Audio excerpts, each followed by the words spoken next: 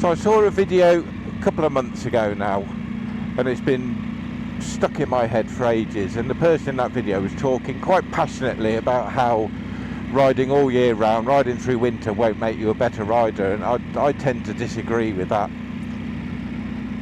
for two reasons really. One, skill fade.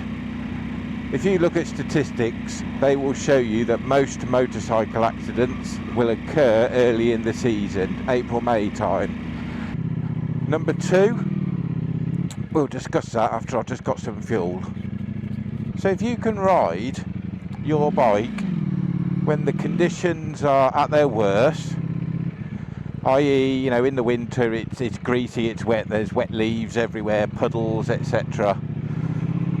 So if you can ride your bike well in those conditions, surely that has to translate into having a better awareness when the conditions are at their best, like this morning, where it's lovely and warm and dry and just awesome.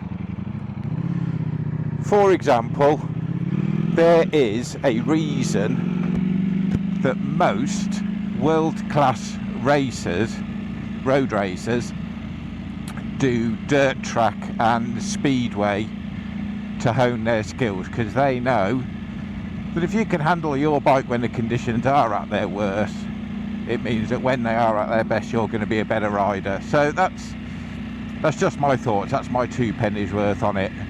Riding all year round, does it make you a better rider?